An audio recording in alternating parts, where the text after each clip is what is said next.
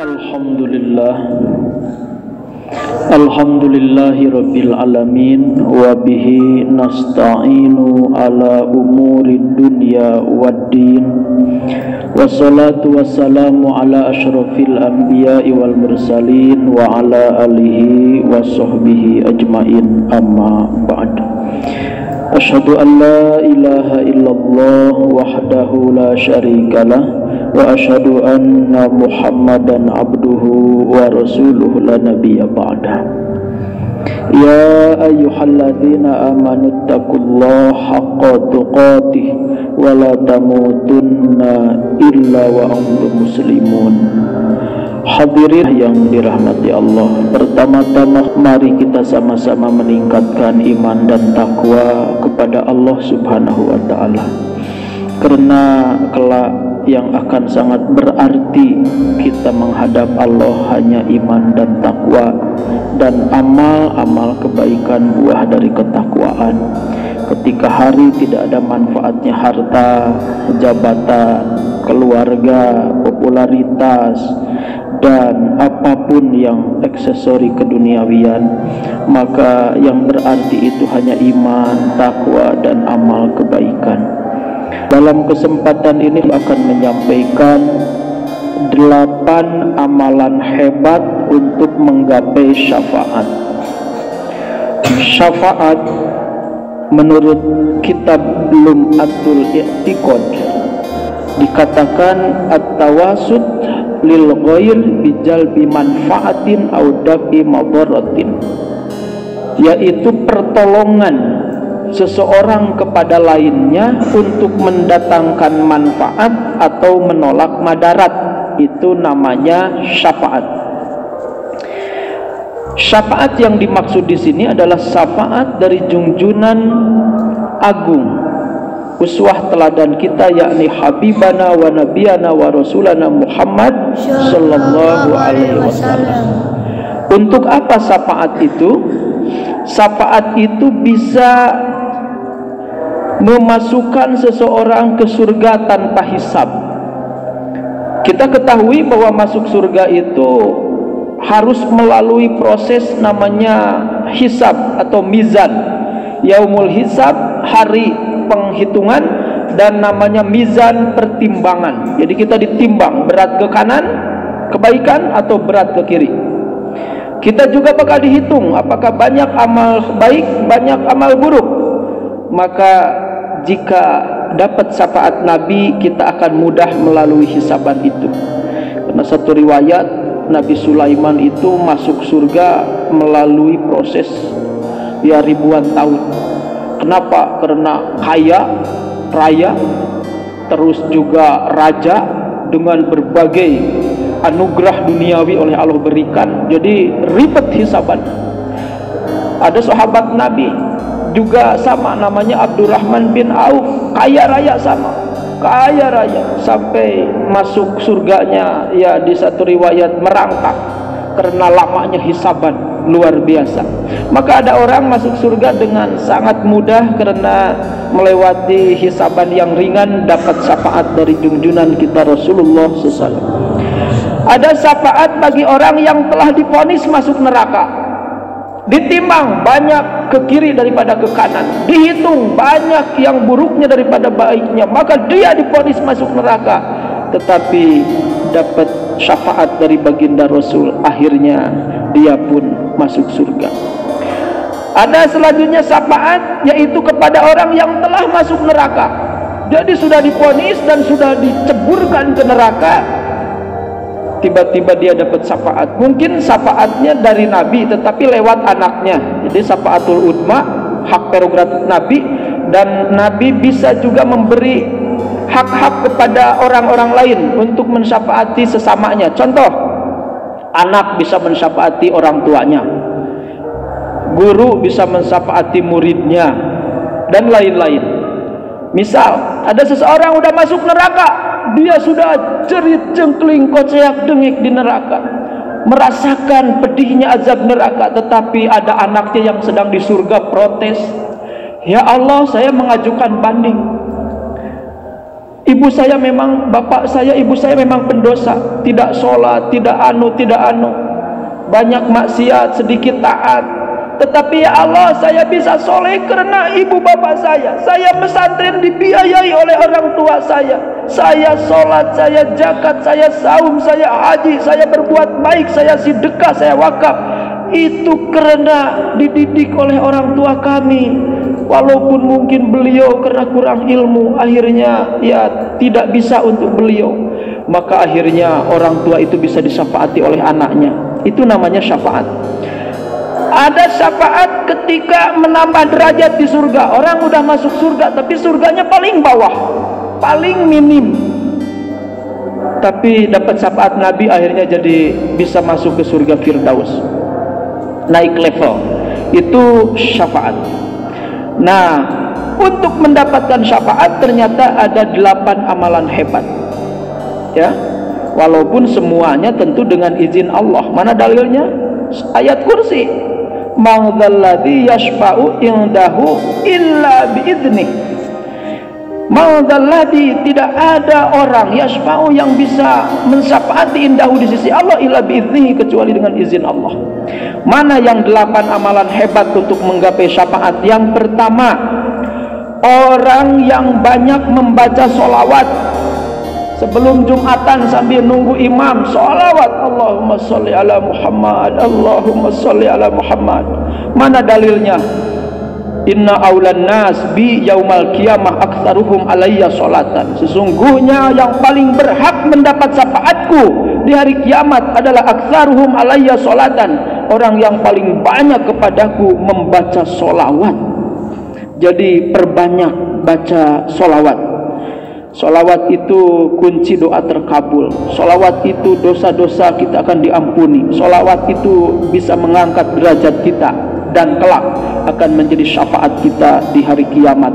Walaupun kita sebenarnya akan jadi ahli neraka, tapi karena sering membaca sholawat, disyafaati, kita pun masuk surga karena syafaat Rasulullah Sallallahu Alaihi Wasallam.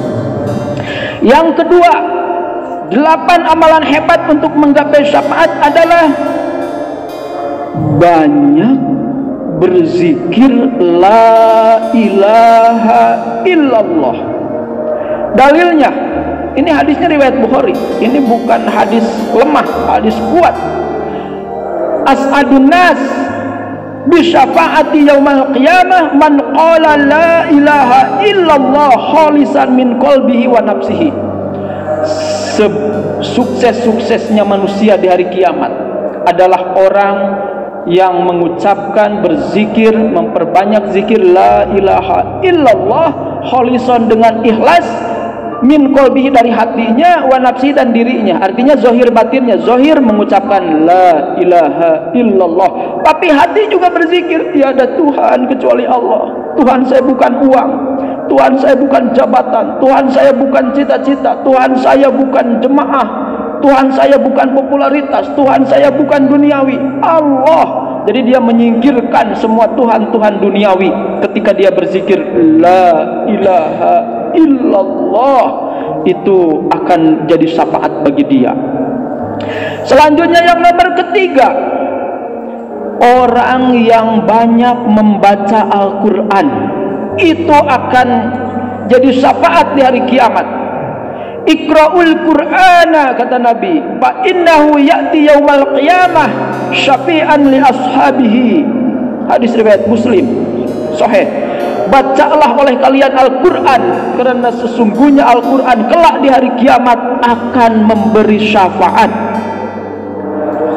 Nanti kita akan ada istilah-istilah Quran, ya. Jadi kalau yang dimaksud syafaat itu membaca kayak gimana, macam-macam. Ada kiroat itu membaca untuk menambah wawasan. Ada tadarus, membaca bersama. Di santri-santri malam Jumat tadarus bersama, itu kalau bersama namanya tadarus. Tilawah itu membaca pakai rasa. Kalau kiroat membaca biasa, tapi kalau tilawah membaca pakai rasa. Ada yang keempat, tadabur itu membaca pakai rasa, ya pakai fikir, pakai perasaan, Fabi ayyi ala'i rabbikuma tukadziban, dengan perasaan, tapi juga dipikirkan, ya Allah, nikmat mana lagi yang akan kami dustakan? Sehat kami dalam bentangan puluhan tahun, nikmat kami yang kami cicipi puluhan tahun, ya Allah. Nah, itu tadabbur. Ada yang kelima, tahfiz. Tahfiz itu aktivitas membaca untuk menambah hafalan. Ada tahsin, aktivitas membaca untuk memperbaiki bacaan.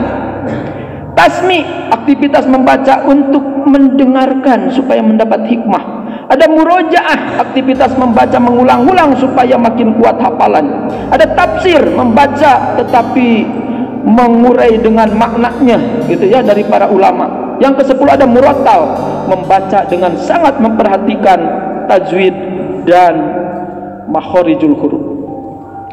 Itu jadi perbanyak baca Quran, insya Allah akan mendapat syafaat, karena Al-Quran itu akan memberi syafaat kepada kita semua. Di dunia pun yang berhubungan dengan Al-Quran pasti termulia. Kalau ada yang nanya, malaikat termulia, malaikat Jibril. Kenapa? Karena turun Al-Quran lewat malaikat Jibril. Nabi paling mulia siapa? Muhammad SAW. Kenapa? Karena diturunkan kepadanya Al-Quran. Bulan yang paling mulia apa? Bulan Ramadan, karena Ramadan adalah bulan diturunkan Al-Quran. Hari yang paling mulia, hari Jumat, karena hari Jumat hari diturunkannya Al-Quran. Tanggal yang paling mulia 17. Kenapa? Bukan 17 Agustus saja, tetapi kenapa 17 mulia? Karena 17 Ramadan turunnya Al-Quran. Kalau ada yang nanya tempat mana yang paling mulia di dunia, Mekah dan Madinah. Kenapa? Di dua tempat itu turun Al-Quran. Di Mekah namanya Makkiyah, di Madinah namanya Madaniyah. Kalau ada yang nanya mungkin ya para malaikat Jibril, kertas yang paling mulia apa? Kertas yang dituliskan adalah Al-Quran. Kita memegang kertas boleh, menggunting kertas boleh, menginjak-injak kertas boleh, merobek-robek kertas boleh, tapi ketika dituliskan Al-Quran itu tidak boleh. Sampai memegang pun harus punya wudhu. Kenapa? Karena kemuliaan Al-Quran. Dan santri-santri jemaah yang menghafal Al-Quran gak mungkin hidupnya hina, pasti mulia, karena semua yang berhubungan dengan Al-Quran itu pasti mulia. Yang nomor keempat dari 8 amalan hebat untuk menggapai syafaat adalah ahli saum. Asyamu wal Quran yashfa'ani lil abdi yaumal qiyamah. Jadi saum itu akan menjadi syafaat di hari kiamat, karena saum nanti unjuk rasa kepada Allah. Ya Allah, aku adalah orang yang telah mencegah umat manusia untuk makan di siang hari, untuk mengekang nafsu, maka izinkan aku untuk memberi syafaat. Maka kata Allah, silahkan syafaati. Akhirnya ahli saum itu akan mendapat syafaat. Selanjutnya yang nomor kelima, yang akan mendapat syafaat di akhirat adalah orang yang ahli membaca doa sesudah azan. Sebelum Jumat tadi ada azan 2 kali, maka baca doanya. Ya, ini hadisnya, man qala hina yasma'u an-nida Allahumma rabb hadhihi da'wati tammah was salatil qa'imah ati Muhammadan bil wasilati wal fadilah ila akhirih wa adtuhu halat lahu syafaati yaumal qiyamah. Barang siapa yang berkata ketika mendengar suara adzan, sudah beres mendengar suara adzan, Allahumma rabb hadhihi da'wah ila akhirih, maka halat lahu syafaati yaumal qiyamah, dia berhak untuk mendapat syafaatku di hari kiamat. Jadi itu tiap pada azan usahakan selalu berdoa. Dan azan ada adabnya, ya. Kalau kita tadi lihat muazin itu ada beberapa hal yang harus disesuaikan, ya. Salah satunya sunnahnya kalau hayya 'alas sholah itu ke kanan, jadi si tubuh kita ke kanan. Kalau hayya 'alal falah, tubuh kita menghadap ke kiri. Dan baiknya yang azan itu adalah yang qomat, itu sunnahnya. Walaupun sah memang yang adzan B, yang qomat A, tetapi sunnahnya yang adzan itu yang qomat. Juga Allahu Akbarnya harus ittisal, nggak boleh dipisah. Jangan Allahu Akbar, Allahu Akbar, itu tidak tepat. Yang tepat adalah Allahu Akbar, disatukan. Selanjutnya juga jari ke telinga. Jadi azan itu telinga harus ditutup sunnahnya oleh tangan kanan, mungkin mic dipegang oleh tangan kiri, jadi telinga kita ditutup oleh tangan kanan, itu sunnahnya. Selanjutnya menghadap kiblat, itu sudah berjalan, berdiri sudah berjalan, terus harus suci dari hadas besar dan hadas kecil, itu sudah berjalan. Tapi yang poin-poin tadi harus diperhatikan. Selanjutnya yang nomor keenam, orang yang akan mendapat syafaat di akhirat adalah orang yang disolati oleh 40 orang. Jadi ada orang meninggal disolati oleh 40 orang, maka dia berhak mendapat syafaat. Ma min rajulin muslimin yamutu fayaqumu ala janazatihi arba'una rajulan la yusyrikuna billahi syai'an illa syafa'ahumullahu fi. Hadis riwayat Muslim. Tidak ada seorang laki-laki yang meninggal muslim dan jenazahnya disolati oleh 40 orang, tidak musyrik kepada Allah dia, maka dia akan disyafaati kelak di hari kiamat. Jadi kalau kalian nanti jadi tokoh masyarakat, jadi ustadz, jadi kiai, hitung dulu, ini jemaah udah ada 40 belum? Kalau udah ada 40, solati jenazah. Tapi kalau belum ada, panggil, mungkin tukang ojek panggil, ada yang lewat bisa enggak bantu. Kenapa? Karena penting bagi jenazah yang disolati oleh 40 orang akan dapat syafaat. Yang ketujuh, orang yang banyak sujud. Fa inni ala nafsika bikasrati sujud, kata Rasul, tolong aku untuk mensyafaati engkau kelak di hari kiamat dengan cara banyak sujud. Hadis riwayat Muslim. Sujud kan ada 4 dalam syariat. Sujud sholat, sujud sahwi kalau kita lupa, sujud tilawah kalau baca Quran ada kalimat pasjud, maka sujud pasjud waqtarib, atau sujud syukur, ya, itu kalau ada anugerah anak diterima di perguruan tinggi negeri atau kita dapat beasiswa, itu sujud syukur. Jadi 4 syariat, perbanyak sujud dan perbanyak berdoa di dalam sujud. Dan yang terakhir dari 8 amalan hebat untuk menggapai syafaat walaupun susah untuk kita, apa itu? Meninggal di Madinah. Gitu. Ada kalimat di sini, man istata'a ayyamuta bil Madinah falyamut biha fa inni asfa'u liman yamutu biha.